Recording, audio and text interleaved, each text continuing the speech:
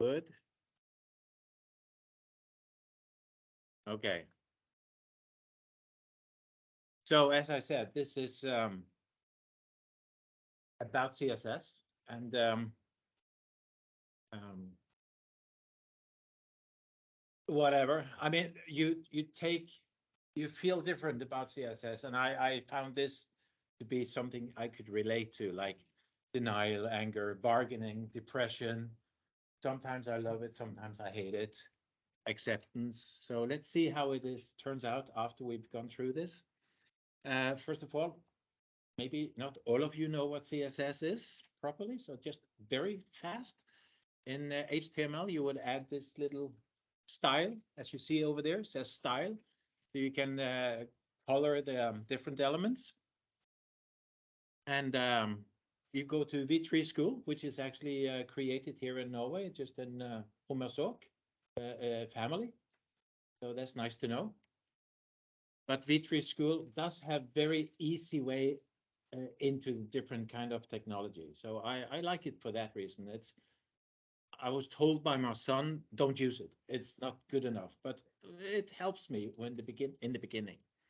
So it's a language we use to style the web pages. So you have a simple web page like that, and you can see that just a little bit of CSS, and you can totally change it. Colors, placement, the look, and everything, maybe even the field, because you can have animations and stuff like that too in the CSS. So that's CSS. And it was simple before. It was just like, yeah, add some CSS, make it look nice. And then Google and others started having their own like design guides, and everything was defined like H5, how much padding, what color, what font, what everything was. And the reason was to make it so that you could have responsive design. It would work on a mobile, tablet, desktop, anything like that. So there are amazing tools out there now.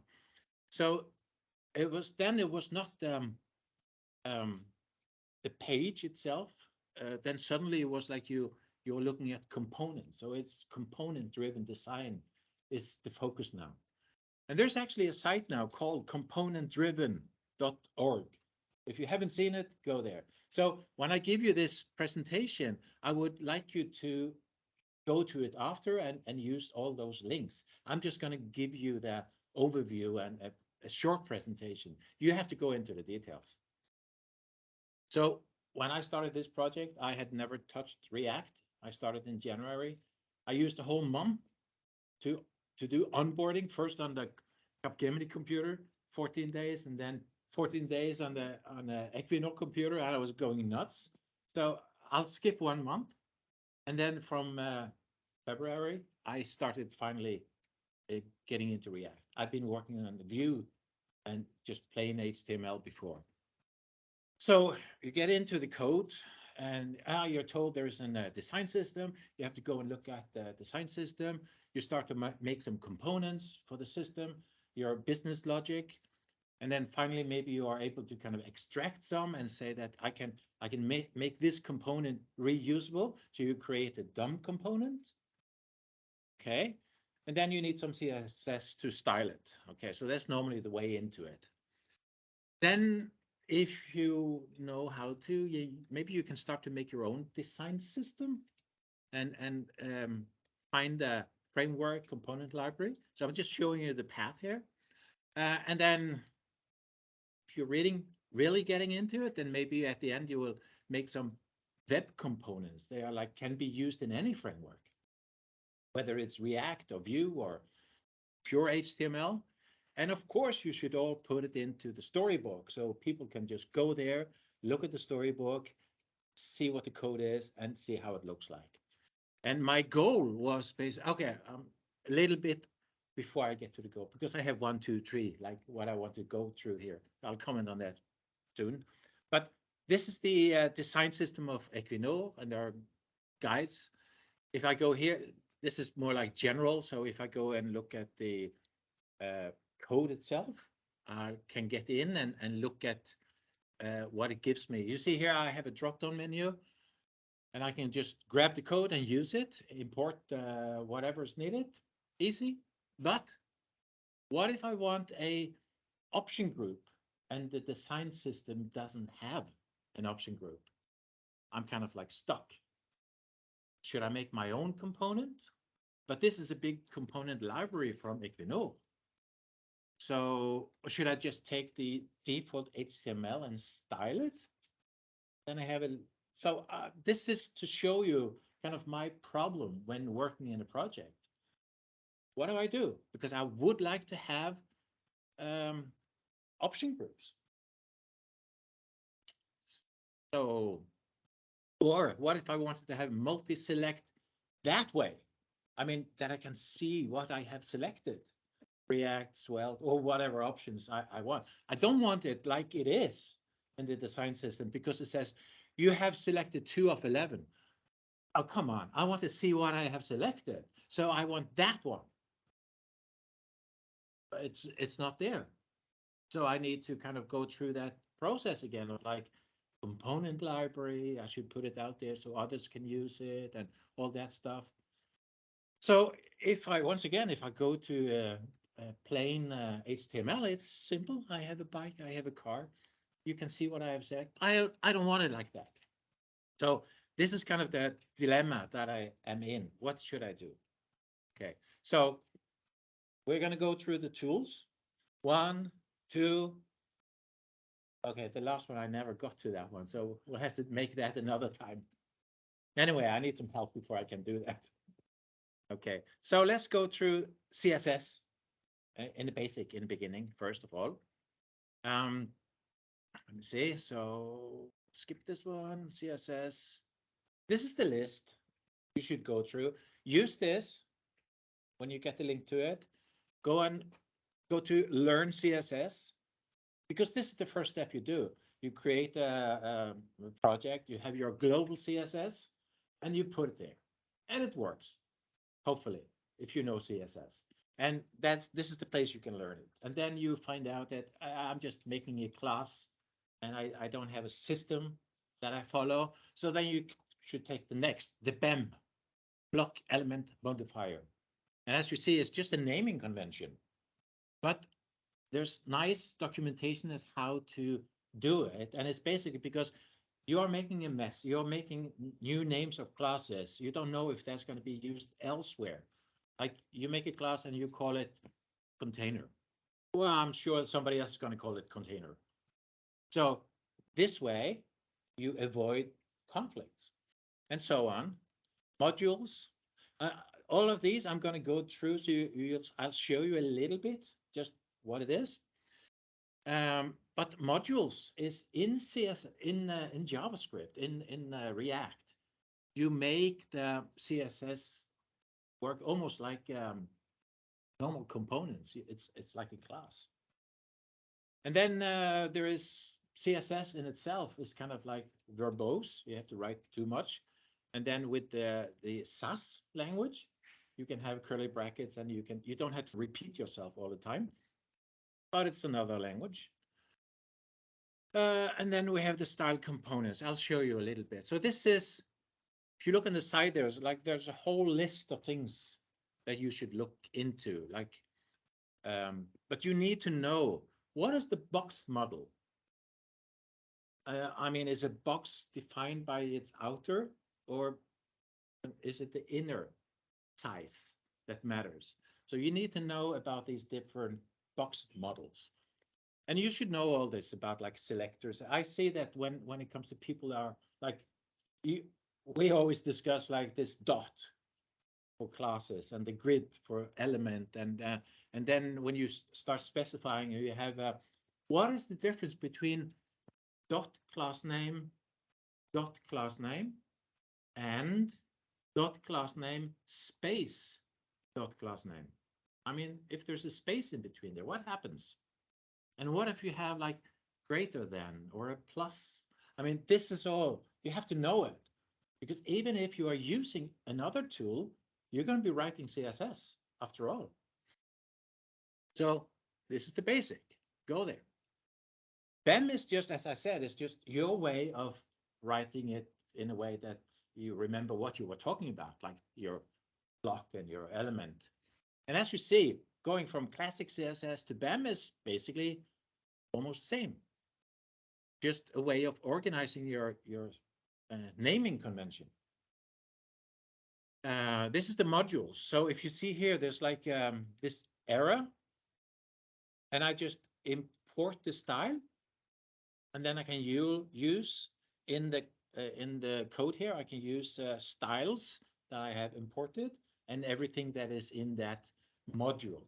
But then it's limited to this module. So if you have your component, remember everything is component driven now. You have your component and you define your module, CSS module, then this will not um, affect any other modules because it's only for your module. So you avoid these conflicts of yeah, something is red and then everything is red. So, but this is in React, and I'm talking about React because I think 80% of us are using React, according to statistics.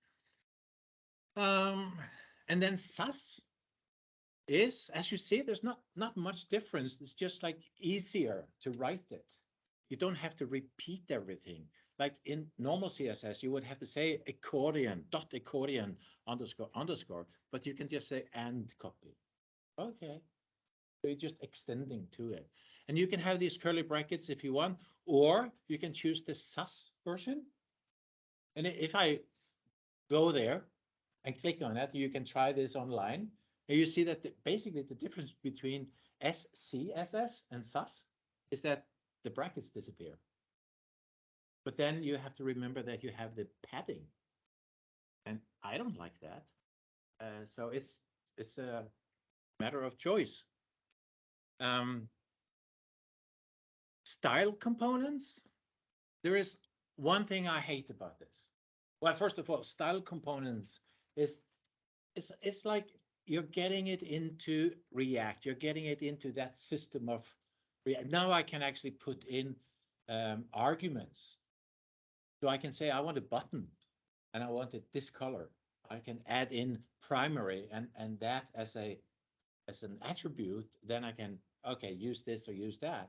So the fact that I can use JavaScript within the CSS is nice. I like that. There's only one thing I hate. That's the backtick. Because where is it on my keyboard?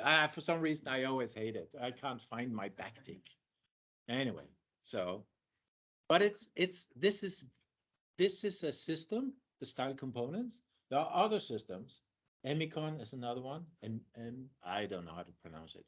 But there are other systems that where you can put in JavaScript in your style in React. So go and have a look, but this one is very used. So, but it all depends on kind of what framework are you going to land on, because this is the bottom part when you start to build on something. This is the bottom part. So, and now you have tools that you can say team provider. You can have a whole lot of CSS set up for like dark theme, light theme, pink theme, or whatever you want. Customer project X theme. You can define all this, and then you just say, okay, use this one. And your whole site will change. Kind of nice. But then you have element. It's another component that is your team provider. You have to frame it in there. Okay. So let's go one level up. I'll go faster. Looking at component libraries, the most used still, and I think most that have been working with HTML for some time have heard about Bootstrap. After jQuery, everybody heard about Bootstrap, and it's still the most used. I mean, this next one is very popular, this material UI. And maybe it's not correct what this graph is showing, because this is only for the latest one, because there is a previous version and the new version is amazing, but that has even started to grow. And then there's a new child out there called Tailwind, which is totally different from all of them, and I'll show you. So we can go through these component libraries that are popular. Well, go back to this one. You see that there are some at the bottom there. You can hardly see. Nobody uses them, but it doesn't mean that they're bad, just that they are new and nobody knows about them. So I'll comment a little bit about Daisy and NextUI and I don't know how to say that, Mentime, maybe? Okay. But first, let's take those. This is Bootstrap, and as you see, I've just given you all the menus on the left there. So you have components for like navbar and modal and list group and whatnot. So you go in there and you say, how do I make a column? Because that's what you want to have a layout. Okay, you have a row, you have a column, cool. So it's easy. And you have other attributes if you want to have a span between them and so on and so on. So, and then you have your buttons. That's kind of the first thing you look at. So as you see, there are lots of other components out there. And Bootstrap is nice. Yeah. Material UI is nicer, I would say. Uh, the number of components is kind of similar. So it's a matter of taste. They have some weirdness, in my opinion, like this XS and MD, but it means that you can say that on a small, extra small screen, you should have kind of like this cell element should then span here 6, so half, because normal grid is 12. So if it's on a small screen, it should span half. But if the screen is a little bit bigger, you can use 4. So then you have 4, 4, 4, goes up to 12. So, okay. So, but then you can type in this. So this is good for responsive design. Okay. And you can, there's so many things you can do. Material UI I think that the Equinor system is actually based on Material UI. So that's also like, what do I do then? When I can't find it in the Equinor component library, can I go to the Material UI, steal it from there? Like, not quite sure. Tailwind is different, very different, because you don't have these components. You have all these classes that you define, like ready-made classes. Instead of you going and say, I need a class for this and that, they're all there. So if you want to have like a grid, there is a grid class, and there's a grid col 4 and a gap 4. And so you need to know all these. But if you look at how you look at that down there, it says div class and then P-6 max W max auto background white rounded Excel. It's like when I go into a Word document and some people have been using like they go and style every line with font this and bold and size. You don't do that. If it's headings, you go and define the heading once. And now you're kind of back to the mistake. But this is so popular. And by all means, you can go and define your class and say that when you use this class, I mean this and that and this and this and this and that. You can do that. So then you're back into what BEM maybe, because you have to name your class something. So maybe you can name it like that, and then you can say use all these things. So you don't have to specify it yourself. You can just say I'm talking about some rounded when it's extra large, but and I want to have this and that. So as you see, it's like a new language. Interesting, very popular. People love it for some reason. What I don't like is that you have the Tailwind CSS with all this stuff, and then you have the Tailwind UI where the components are. So you go there, you find amazing components, and you're like, then this hits you in the face. You want a component, you pay. So, and the annoying thing is that CSS, if you look up in the corner, it says Tailwind CSS. I'm on the Tailwind CSS page. You click here, pay. Click there, pay. Because then it goes to the Tailwind UI. Don't like it. I separate it. Whatever. Maybe it's amazing, but I don't like that every time I click on something. Whatever. So these are the kind of the big ones. Let's talk a little bit about the lesser known. Daisy, kind of okay-ish. Not sure if I really like it. It's a nice set of components, but it looks a little bit, I don't know. It's a matter of taste. But the good thing is that this is kind of using Tailwind CSS, and it's for free. You get the components for free. So, okay. Next UI, I thought it was interesting because Next UI is kind of working in tandem with the Next.js. So that's the server side. And I like that because you have amazing components. And once again, you see there's like very easy to see what they're doing. They're using grid and XS4. We've seen that from before. And it looks nice, many components. And then beautiful, definitely beautiful.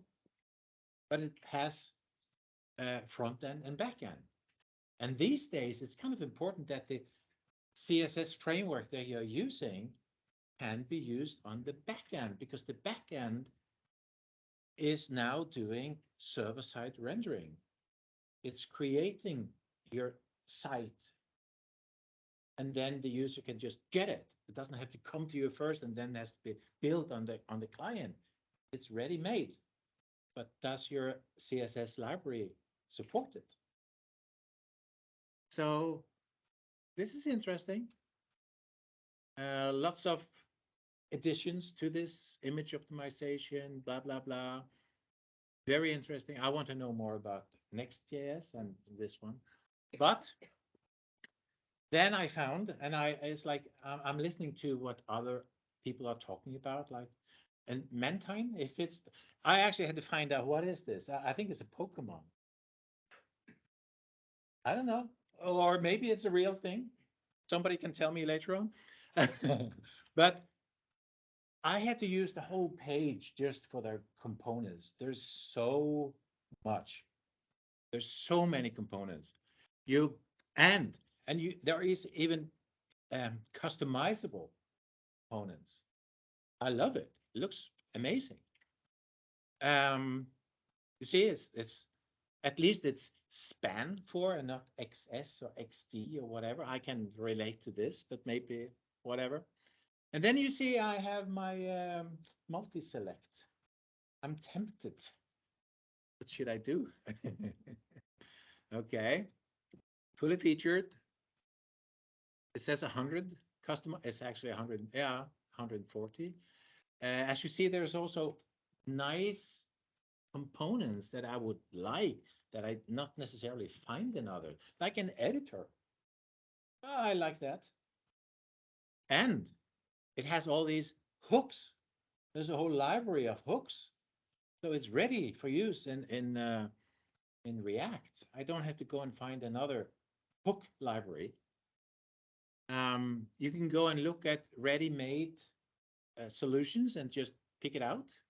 So I chose drag and drop, and I get this nice one. I can try it out, see how it works, and click on code. That's it. So I love it. And I said that it's nice to know that the CSS library, component library, actually is connected to or works with a backend tool. So here's Mentine and Next template. Get started, install, play around. And if you want to have others, you see there's Remix, Byte. Those who have listened to me before know that I love Byte because it's so fast. And remix is a new word for me, but I love that too. Already. So, okay, we're not done. If I told you, those were the one I was supposed to go through, but then you do. I go through this, I go through that, and then something else pops up. What am I gonna do? I have to tell you about CSS, which is amazing because as it says here, no parsing, no AST, no scanning, instant, 5 times faster than the popular Tailwind. Okay. And I like this guy. So Anthony Fu. So there's not many, but there are a few people that I sponsor. So I buy him a cup of coffee or two every week on GitHub. So he's amazing. So that's one interesting one. And the thing is that these are like CSS as I think they've made it even simpler and faster. So you have to look at it. And then I was listening to this state of CSS. Someone told me have a look. Okay. And what I got from that was supercharged CSS variables.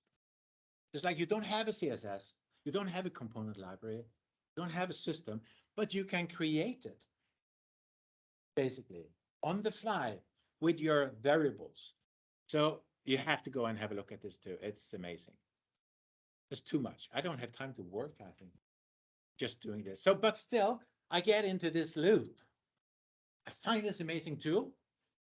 And then now, you can't use that because that's not what we do. That's not what the customer wants, or it's not according to what the designers have said you're supposed to do. So I'm like, no, you can't do that. So I'm back to, then I find another amazing tool and I'm like, no, no, no, no, you can't do that. So I'm really like, I hate it. So I feel like a man stuck in a swamp, but looking up at mountains in the background. Where this is this is AI generated pictures, by the way. And then the last one I say, make it look like a Filipino artist. So I got this one. I like that one. AI generated, DALE. Yes. So this is your work now versus what you're learning about all this new web technology, but you're stuck. Your work is there in the swamp. You see all this amazing. See?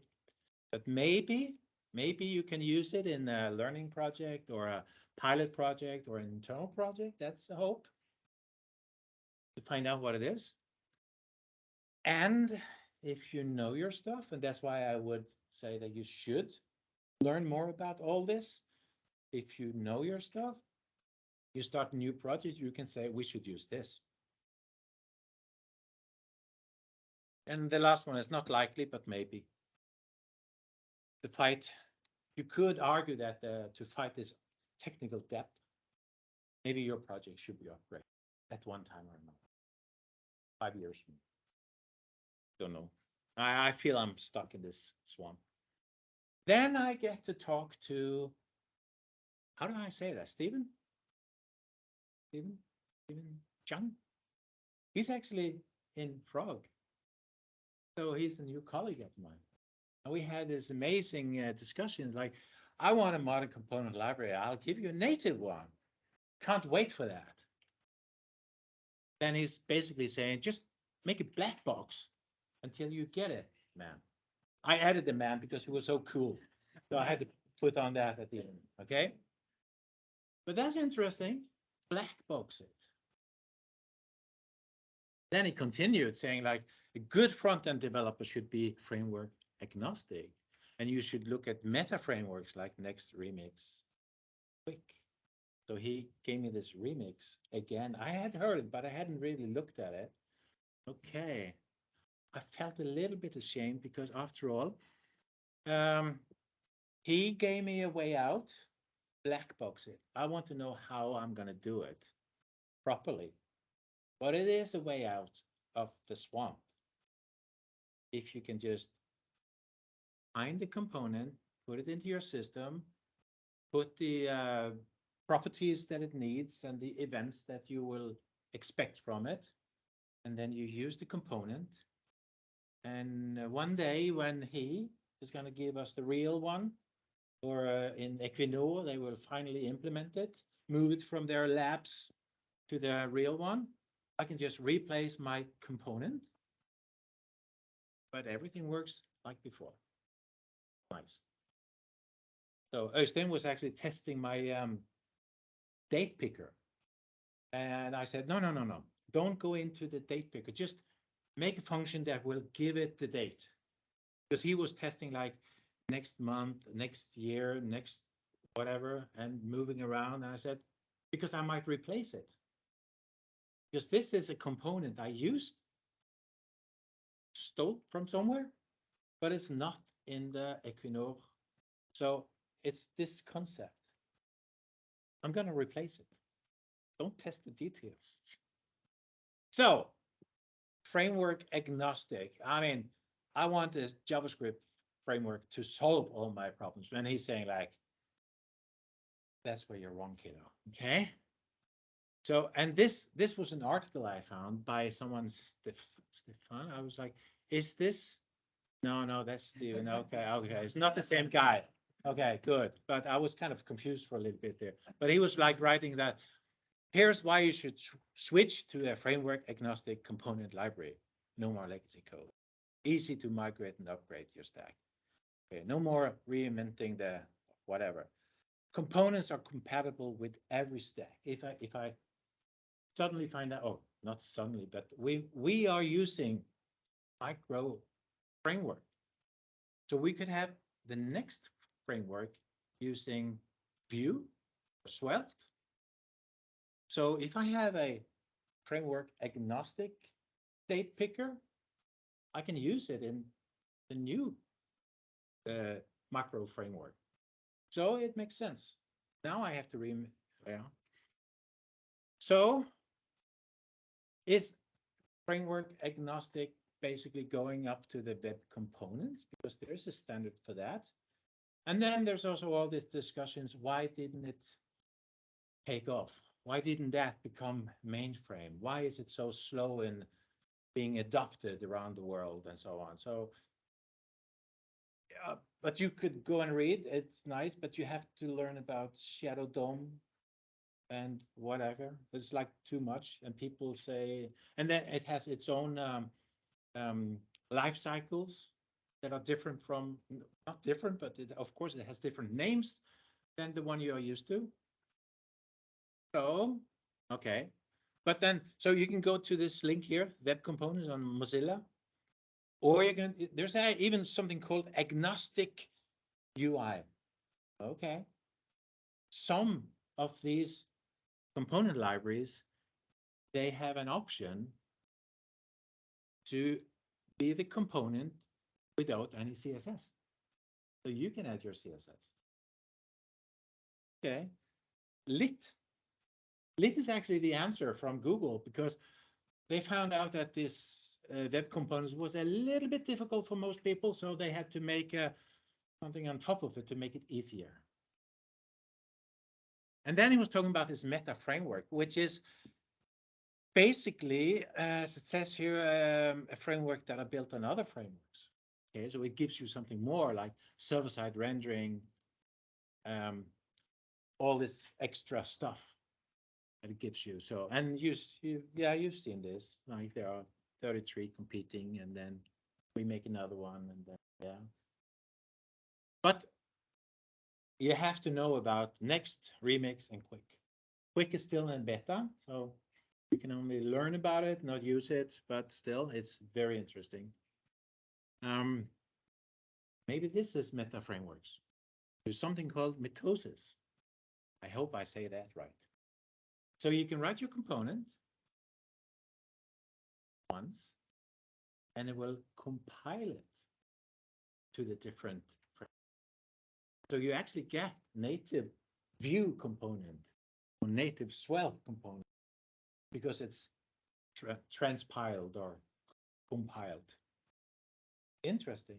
I found there are some limitations, but mostly it's tempting. And then I'm thinking like, okay, I want this, but how do I get from this the storybook. So you asked me, what do I do in the weekends? Now, in the weekends, I try to find out to answer these questions. Okay. So at the end, I just have to say that I met this guy, and I had to pick his brain more because there's more in there. I take that out and all this stuff. I'm gonna find out. So basically, this is my talk for now, just to give you an overview. You can go to Upskill later on. I'm gonna put this so you can. The recording should be there. The slides are already on Fred.technology. I had to get technology. That was so cute. Yes. So, and then later on, I'm already working on a playwright presentation, if anybody's interested in that. But this is the list of other stuff I would like to have a short presentation about. So anybody wants to give me a push, you say what you're interested in. But I would like to. I see that many people are kind of starting on React or would like to know more and what is the status now. So maybe even just a plain React introduction would be helpful. And I still have my Flutter that I love. Okay, so that's it. Let's see if there are any questions. Let's see, anything on the screen here? That one.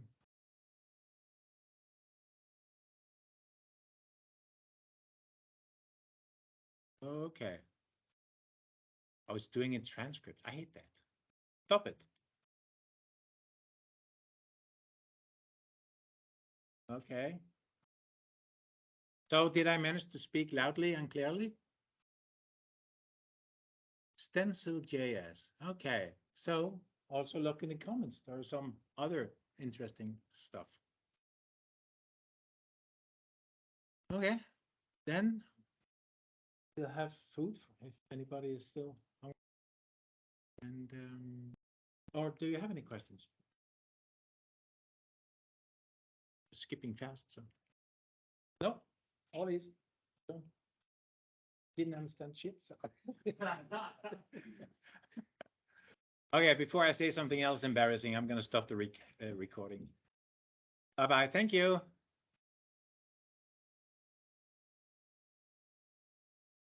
Get the sound before I do it.